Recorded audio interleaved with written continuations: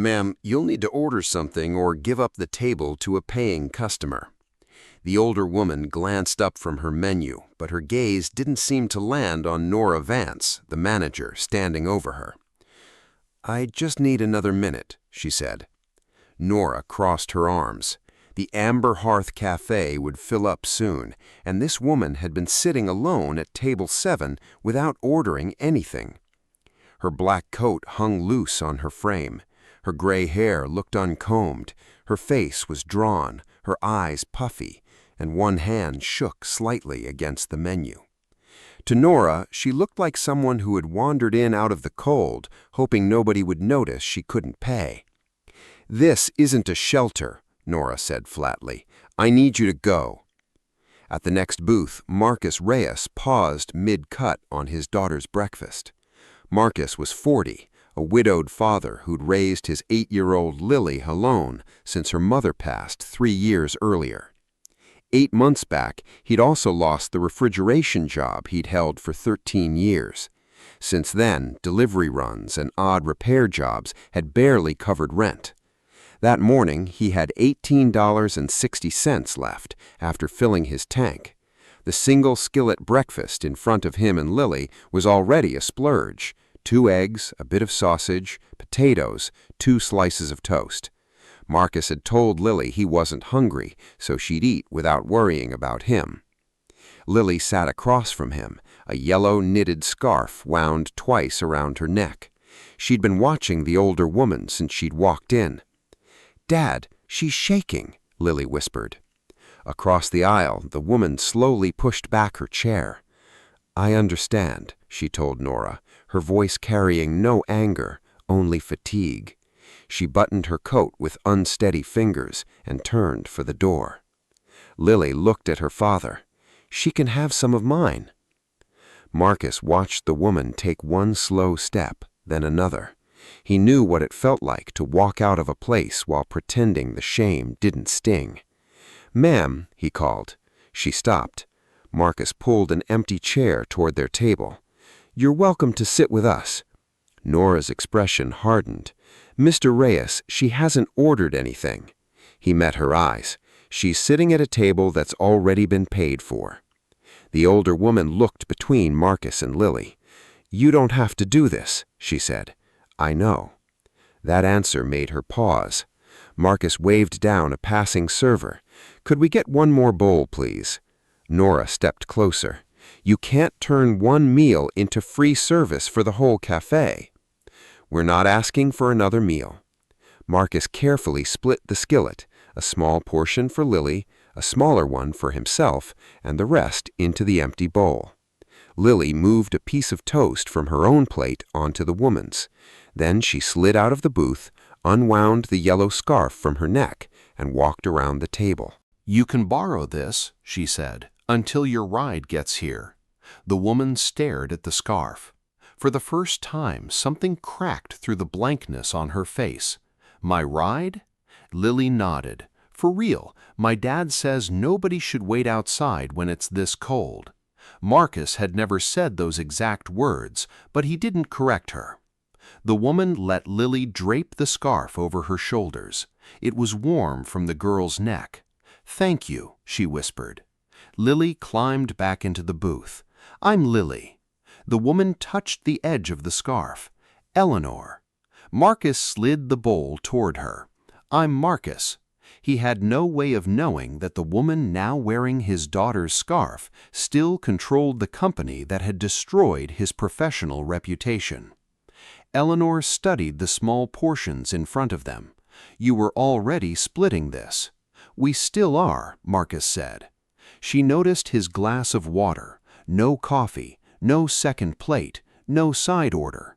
She noticed how he nudged the bigger share of potatoes toward Lily when the girl wasn't looking. "You should eat something," Eleanor told him. "So should you." For a few seconds, nobody moved. Then Lily picked up her fork.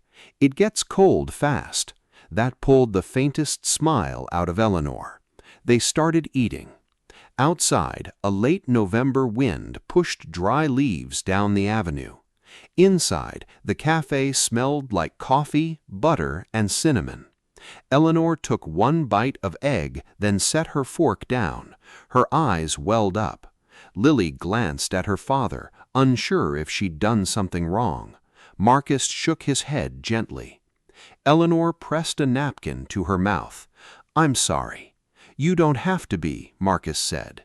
She looked toward table 7, the one Nora had just made her leave. "My son used to sit there." Marcus waited. Eleanor said he loved the blueberry pancakes here, even once he was old enough to admit they weren't that good. Lily glanced at the menu picture. They looked good in the photo. Eleanor let out a laugh that collapsed into a breath. Today would have been his birthday. Marcus understood. He didn't ask how her son had died. He didn't tell her everything happens for a reason. He didn't reach for some tidy phrase meant to make grief easier for everyone except the person carrying it. He just slid the napkin holder a little closer. Lily touched Eleanor's sleeve. "My mom died too." Marcus's hand paused on the table. Lily rarely brought it up first. Eleanor looked at her. "How old were you?" 5. "I'm sorry." Lily nodded. Dad still makes her pancakes on her birthday. Marcus looked down. "They're usually burnt," Lily added. Eleanor smiled through her tears. For the first time in 10 days, she felt something besides the silence of her own house. Then a sharp electronic alarm went off near the counter. A display on the dessert case flashed red. Nora hurried over and hit a button. The alarm cut out. Marcus turned in his seat. The display still read 48 degrees. A bead of water ran down the glass and pooled on the tile. The compressor let out a rough, uneven hum. Marcus listened. "Nora?" he called. She looked over, already annoyed. "That case needs to be checked." "It does that sometimes. The temperature's too high. It was open during the morning delivery." Marcus glanced at the fogged glass. "It's been warm longer than that." Nora walked toward him. "You're a customer here, yes? Then let the staff handle it." "I'm trying to help you handle it." Her eyes dropped to his worn delivery jacket. "What qualifies you to diagnose our equipment from a booth?" 13 years in commercial refrigeration." Nora gave a thin smile, and Marcus understood the real question underneath hers. Now he delivered packages. Now he fixed washing machines in apartment basements. Now people saw the work jacket and assumed the job he'd lost proved he never deserved it. "Now I'm telling you, the dairy and cream products in that case need to be checked with a calibrated thermometer." Nora shook her head. "You're not authorized to touch company equipment." "I haven't touched it." He pointed at the condensation. "Move the perishables into the walk-in. Hold anything that's been above safe temperature. Call your contractor. We have procedures. Then follow them." Lily sat very still. She'd watched adults talk to her father like this before. They heard "delivery driver" and stopped listening to anything else. A young server named Priya stepped out from behind the counter. "I can check it," she said. Nora turned sharply. "I said it's fine." Priya looked at the display. "It says 48. Because the door was open. Marcus spoke quietly. "Check the milk near the center." Nora stared at him, then at the customers who'd started watching. "Fine," she said. "We'll prove it's fine." Priya sanitized the probe and tested a carton of milk. She waited. 47. The room shifted. Marcus stood, staying several feet back from the case. "Move the food, log the time. Don't serve anything from that unit until the contractor clears it." Nora opened her mouth. The alarm sounded again. Priya started moving product. Another employee joined her. Marcus sat back down. He hadn't opened a panel or guessed at the failure. He'd recognized a warning sign and asked the staff to verify it. Eleanor watched him carefully. "You knew what that sound meant?" "I knew what it could mean," he said. "There's a difference, a big one." He looked toward the case. "A warning tells you to stop and check. It doesn't give you permission to guess." A man walked in wearing a dark wool coat, 60s late, silver-haired, visibly relieved when he spotted Eleanor. "Mrs. Whitfield." Nora froze. The man crossed the room quickly. "I'm sorry, there was nowhere to park. I had to circle the block." "It's all right, Walt." Nora stared at the woman in the yellow scarf. Her eyes drifted to an old black-and-white photo near the register, a much younger Eleanor Whitfield standing beside her husband in front of the First Northgate Market. Gold lettering beneath it read, "Eleanor and Thomas Whitfield, founders, Northgate Foods." The Amber Hearth Cafe belonged to Northgate Foods. Every paycheck in the building carried Eleanor Whitfield's company name. "Mrs. Whitfield," Nora said. "I didn't recognize you." That was the problem. Nora stepped forward. "I was trying to protect the dining experience." From what? Nora had no answer. "From a grieving old woman sitting alone. I didn't know who you were. How many people have you sent back out into the cold because you assumed they couldn't afford to matter?" Nora's lips parted, but nothing came out. Eleanor didn't demand she be fired. She looked toward the failing case instead. "Preserve the camera footage from this morning. Keep the temperature logs, the alarm history, the maintenance records for that unit." Nora swallowed. "Yes, ma'am." "Call the licensed contractor. Document what they find." "Yes, ma'am." Eleanor turned to Priya. "Thank you for checking." Priya looked stunned. Walt pulled out his phone and started taking notes. Marcus gathered up the empty bowls. "You don't need to do that," Nora said quickly. He looked at her. "I know." Eleanor stood and began unwinding Lily's scarf. Lily reached across the table. "You can keep it until you're home." Eleanor held it to her chest. "Then I'll make sure it gets back to you." Marcus reached into his jacket and handed her a simple business card. "Marcus Reyes, Appliance Repair and Refrigeration Support," with a phone number underneath. Eleanor read it. Something about the name tugged at her memory, but grief had blurred the last few months into one long gray hallway. "Thank you, Mr. Reyes." "For breakfast?" Marcus asked. "For seeing me?" Lily smiled. "We saw you because you were right there." Eleanor looked at the girl. "Yes," she said, "I suppose I was." Walt helped her into a black sedan at the curb. As the car pulled away, Marcus sat back down and counted the bills left in his wallet. Lily watched him. "Are we in trouble?" "No." "Did we spend too much?" Marcus looked at the empty skillet. "We spent what we chose to spend." Lily thought about that. Was she really a billionaire? That's what the picture said. She still needed my scarf. Marcus smiled. Yes, she did. By that afternoon, an independent contractor had inspected the refrigerated case. A failing relay had kept the unit from holding a safe temperature for nearly 2 hours. Because the food had been pulled quickly, the cafe avoided serving anything that should have been discarded, sparing them close to $5,000 in losses. The contractor also found that the same alarm had been silenced 3 times in the previous month without a full service call. At 3:15, Eleanor sat in the back of her car outside the house she'd barely left in 10 days. Lily's yellow scarf was still around her shoulders. The house looked exactly like it had that morning, curtains drawn, lights off. Daniel's unopened birthday cards still sat on the hall table because Eleanor hadn't been able to throw them out. Her son would have turned 49. For days, visitors had come through that house with documents. Approve this, sign that, transfer authority. Marcus had asked for an empty bowl. Eleanor called Dana Cho, Northgate's general counsel. "I need you to verify someone." "Who?" "Marcus Reyes." "What am I verifying?" "His refrigeration credentials, his work history, anything tied to Northgate." A pause. "Was he involved in the cafe incident?" "He kept it from getting worse." "I'll look into it. And Dana, do it quietly." 2 hours later, Dana called back, her tone different. "Marcus Reyes worked for Northgate for 13 years. Eleanor sat up straighter. "In what division?" "Cold storage operations, senior systems technician."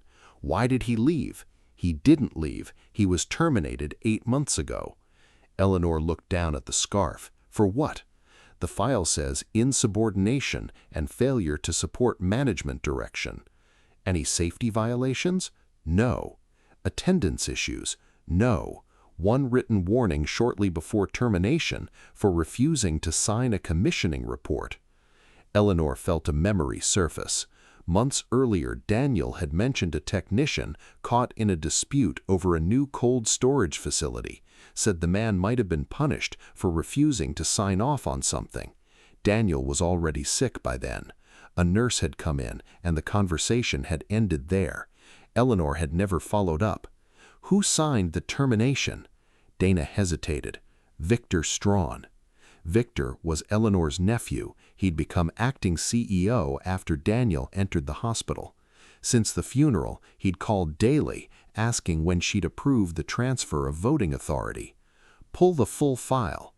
I may need authorization from operations. You have mine. The next morning, Victor Strawn walked into his office on the 32nd floor of Northgate's Denver headquarters. 47, immaculately dressed, known for making people feel their jobs hinged on every word they said. His assistant told him legal had requested records on Marcus Reyes. Victor stopped walking. Why? She didn't say who requested it. Dana Cho. He shut his office door.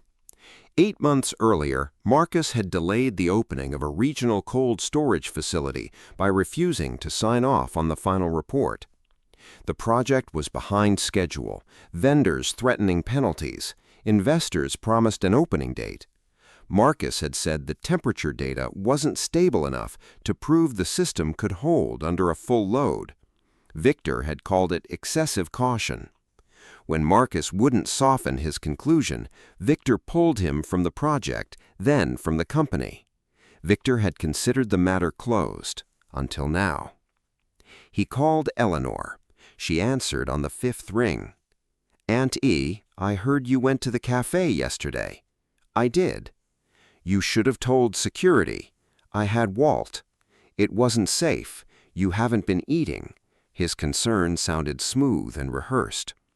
"I met Marcus Reyes," she said. Silence. "That explains the legal request. Tell me about him." "He was a resentful former employee who refused to follow the chain of command." "I met Marcus Reyes," she said. Silence. "That explains the legal request.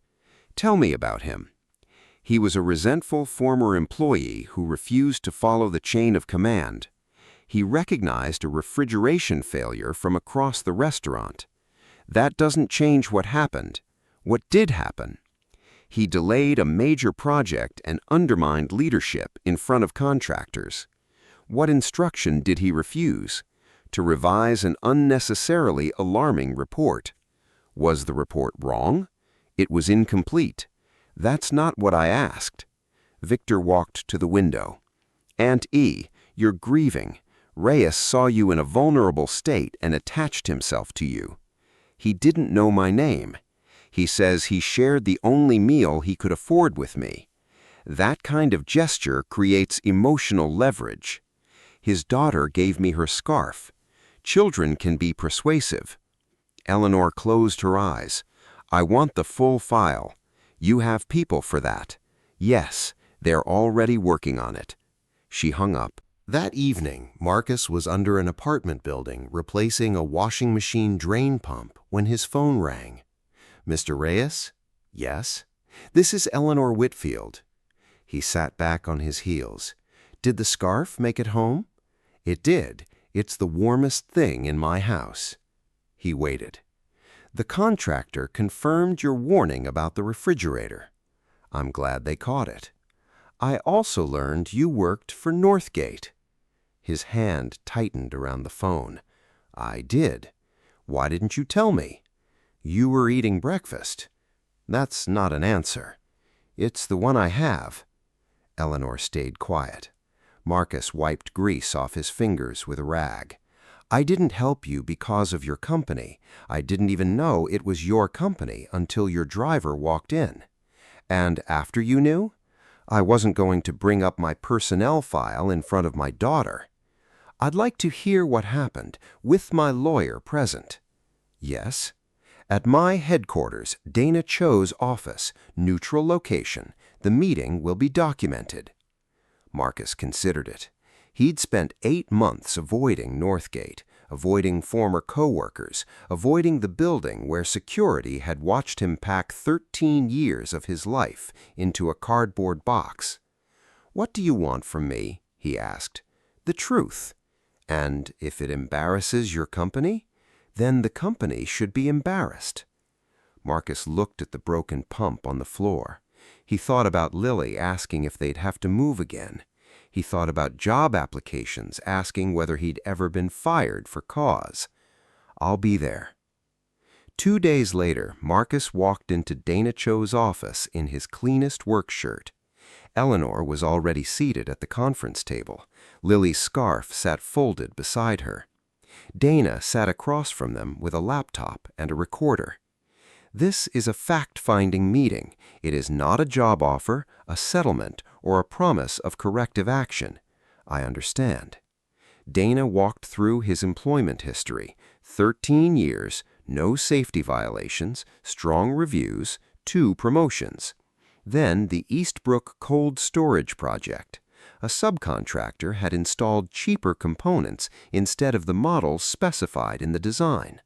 Marcus hadn't claimed the substitutes were automatically dangerous. His objection was simpler. The test results didn't prove the system could hold stable temperatures under a full operating load. "What did you recommend?" "Use the specified components or repeat the full test for 72 hours. What was Victor's response? That the facility had an opening date, and I was turning an engineering question into a moral one. And you? I understood the deadline. Marcus looked at Dana. I also understood my name would be on the certification. Dana opened a scanned report. This is the final document in your personnel file. Marcus read the conclusion. That isn't my report. How is it different? I wrote that the stability data was insufficient. This says the variation was within expected range. Did you make that change? No. Did you authorize it? No. Eleanor's face went still. What happened after you refused to sign? I was pulled from the project. 2 weeks later, I was fired. Did you appeal? Yes. I was told management had acted within its discretion. Eleanor studied him. What did it cost you? Marcus looked away. That's not part of the technical record. It's part of the truth. He hesitated, then told them. He'd lost his health insurance, sold his truck to make rent, and the language of the termination made other employers in the industry cautious. He'd moved Lily out of the duplex she'd lived in since her mother died into a smaller apartment. Does Lily know why? Eleanor asked. She knows I changed jobs, that's all. She's 8. Marcus leaned back. I wasn't going to turn my daughter into an audience for a fight between adults. Dana stopped the recorder. I need to search Daniel's archived review files. Eleanor's breath caught at her son's name. Why? Before he entered the hospital, Daniel asked legal to preserve records tied to contractor substitutions and maintenance cutbacks. His review was never finished. The archive turned up the next morning. Marcus's original test data, photos of the substituted parts, and an email from Victor. The language needs to reflect business judgment, not technician anxiety. Adjust the conclusion and keep us on schedule. Dana also found a short note from Daniel. Reyes's termination requires independent review. The technical record does not support the personnel conclusion. Eleanor read it twice. Her son hadn't finished the investigation, but he'd seen enough to question what the company had done. The board was set to vote on Victor's permanent appointment Monday. Eleanor looked at Dana. They see this before they vote. Victor learned about the archive before the weekend. Saturday morning, he met privately with Nora in the cafe office. Nora had already received written notice that her treatment of Eleanor was under review. She was scared and ashamed. Victor set a draft statement on her desk. This gives legal the full context. Nora read it. It claimed Marcus had interfered with company equipment, disrupted service, and used the incident to get close to Eleanor. That isn't what happened. You told him not to touch the case. He didn't touch it. He influenced staff actions. He told Priya to check the temperature, and food was pulled because of him. The contractor said the case was failing. Victor leaned in. The board will be deciding whether your judgment can still be trusted. A complete statement might help them understand the pressure you were under. Nora looked at the paper. It wasn't a direct threat. It didn't need to be. I need time, she said. You don't have much. He left the statement on her desk. On Sunday, Dana reviewed the cafe footage. It was clear Marcus never touched the case. Nora silenced the alarm. Priya did the temperature check. Employees moved the food after the reading confirmed the problem. The footage also showed Eleanor sitting with Marcus and Lily before Walt revealed her identity. When Dana interviewed Nora, the manager started by repeating Victor's version. Halfway through, she stopped. He wanted me to make Reyes sound dangerous. Did he threaten you? Not directly. What did he say? That the board would decide whether my judgment could still be trusted. Nora slid the draft statement across the table. I was wrong about Mrs. Whitfield. I'm not signing something else wrong to save myself. Monday's board meeting opened at 9. It had been scheduled to finalize Victor Strawn's appointment as permanent CEO. Instead, Dana opened with a motion to revise the agenda. Victor sat at the far end of the table. Eleanor sat at the center, for the first time since Daniel's funeral, wearing something other than black. Lily's yellow scarf rested around her neck. Dana laid out the evidence in order. Marcus's original test data, the altered conclusion, Victor's email, the disciplinary action that began right after Marcus refused to sign, Daniel's note, the cafe footage, Nora's draft statement, and her account of Victor's pressure. Victor stayed composed. This is being framed without operational context. The facility opened successfully. The system was adjusted. No product was lost. No one was hurt. A board member named Harold Voss leaned forward. Was the system adjusted before or after Reyes refused to certify it? Victor paused. After. So additional testing. His concern was addressed. After he was removed. Victor's jaw tightened. He wasn't terminated for raising a concern. He was terminated for how he raised it. Harold gestured toward Marcus, who'd been invited only to answer technical questions, still in the same clean work shirt from the meeting at Daniel's office. Mr. Reyes, was the original system proven unsafe? No. Proven stable under full operating load? No. What did you refuse to sign? A statement saying the data showed stable operation. Why? Because it didn't. Victor turned toward him. You could have respected the chain of command. I used the appeal process. You challenged executive judgment in front of contractors. I answered a commissioning question in front of the people doing the commissioning. You delayed a $9 million facility. The system delayed the facility. The room went quiet. Victor's face hardened. You always believed your technical opinion outweighed the needs of the company. Marcus looked at him. Refusing to certify something unproven wasn't disloyalty. He paused. It was the job. Dana pulled up the draft statement Victor had handed Nora. This was created after legal reopened Mr. Reyes's file. Victor glanced toward the door. Nora misunderstood my request. Did you ask her to state that Marcus interfered with the equipment? I asked for a complete account. Did you review the footage first? No. Did you suggest her job depended on how the board viewed her judgment? Victor didn't answer. Eleanor finally spoke. You told me Marcus used my grief to attach himself to me. I was protecting you. No, Her voice was quiet. You were protecting the story you'd already decided on. Victor leaned forward. Aunt E, you met a former employee while you were grieving. You're letting one breakfast steer corporate governance. Eleanor touched the yellow scarf. The breakfast didn't create the evidence. She looked at Daniel's note on the screen.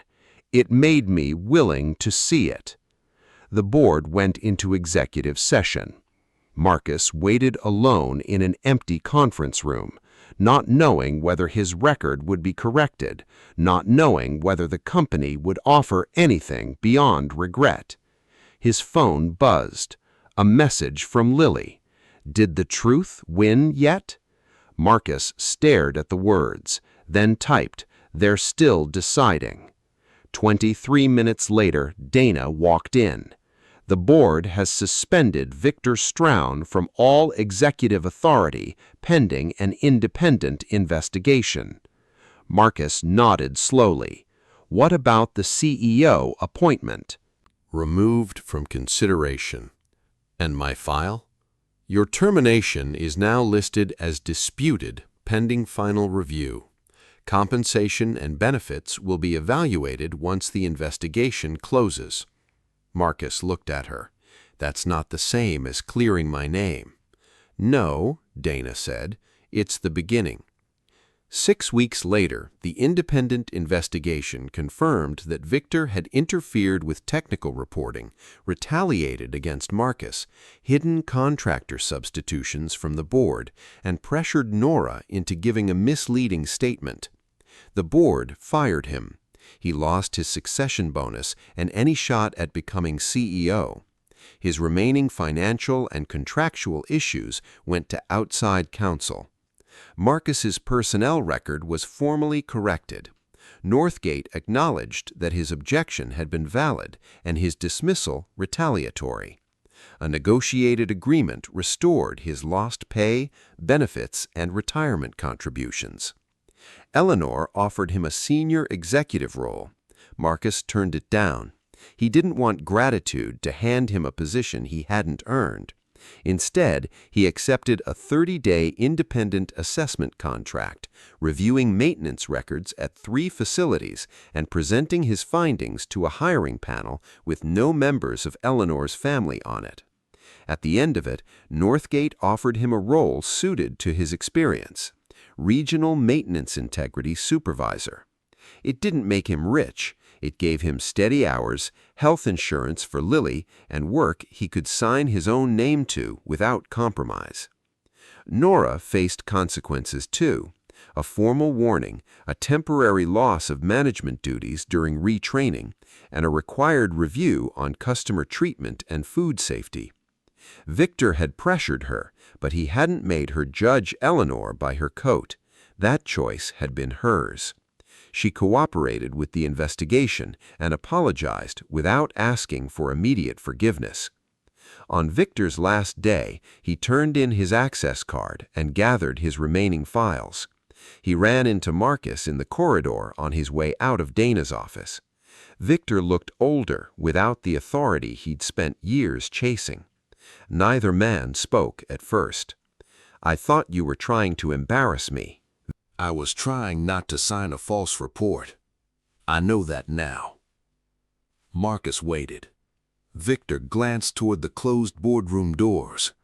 The person I treated like an obstacle was the person protecting the company.